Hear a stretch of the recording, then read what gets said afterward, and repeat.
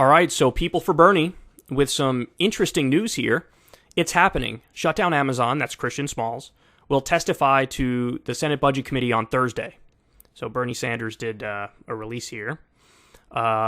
Media advisory, Chairman Sanders told Budget Committee hearing on Amazon and ending federal contracts to companies engaged in illegal anti-union activity.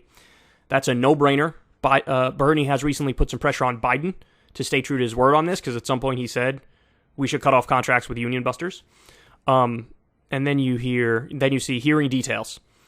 Hearing of the committee on the budget to consider should taxpayer dollars go to companies that violate labor laws. It's at 11 a.m. Eastern Time on Thursday, May 5th, 2022. It says the hearing will also be live streamed on the Budget Committee's website and Sanders' social media pages. Who's there? Christian Smalls, President, Amazon Labor Union. That's awesome. So he's going to testify in front of the Senate. That's awesome. And then you have Sean O'Brien, General President, International Brotherhood of Teamsters. Greg Leroy, Executive Director, Good Jobs First. Thomas Costa, Director, Education, Workforce, and Income Security, Government Accountability Office. And then also, this one is surprising. Look at this. So this is from Jeff Stein. First, let's go to the bottom one here. They say, Scoop, Biden aides talk with Amazon, Starbucks union leaders about potential visit to White House per sources. Wow. If it happens, would be among the most pro-union gestures by POTUS in recent history, unimaginable under Obama or Clinton. And then Jeff Stein says, update, Vice President Kamala Harris and Labor Secretary Marty Walsh will meet with Chris Smalls at the White House on Thursday, per White House official. Also in attendance, organizers for Starbucks, United Paizo Workers, Titmouse Production, REI, and the Baltimore Public Library. So Christian Smalls is going to meet with Kamala Harris. What? So they're inviting him to the White House? They're taking him seriously? Now, I will say, caution, caution, caution. Because this is what they try to do to make you more toothless.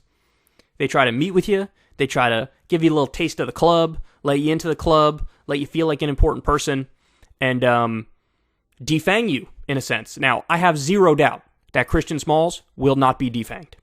There is no way he will be defanged. In fact, they just lost the second Amazon Labor Union election, and he promised to double his efforts and punch back even harder, which I love. So you always got to, be a little skeptical going into this, but you know who I think is skeptical going into this? Christian Smalls. He knows how the game is played. He knows how Washington works. He knows what they're trying to do here. And to Jeff Stein's point, yeah, it's true that Obama and Clinton never would have invited organized labor to the White House, and that's fucked up. But also, in a sense, it's kind of more honest, because they weren't fans of organized labor.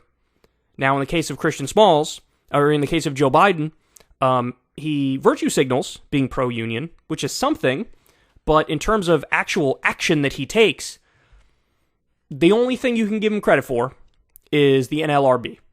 How you have more pro-union people at the NLRB, so it's not like all these efforts to unionize are nipped in the bud immediately. They actually do go after management, do go after owners, do go after companies when they do illegal anti-union activities. That was not the case under Donald Trump. So that's a positive thing. But in terms of other policies he's pursued or executive orders he's pursued, I don't see much, dog. I mean, the PRO Act, we were talking about the PRO Act, which was a phenomenal piece of pro-union legislation, and then it just died.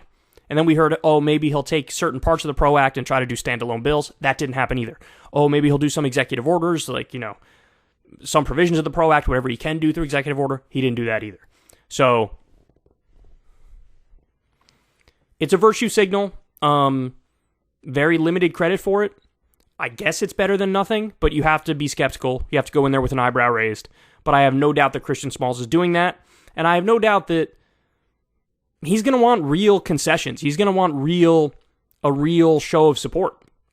And if they don't give it, and they aren't genuine allies, then he knows what the deal is. He knows where he stands, and he will react accordingly. So, kind of unthinkable that this would happen, but it is happening, and I guess we'll see what happens. Ever since Adpocalypse, when YouTube defunded all independent news and politics overnight, we haven't trusted them. We know they can pull the rug out from underneath us at any time. If you enjoy this content, please consider tipping $1 or $2 per month on the Secular Talk Patreon.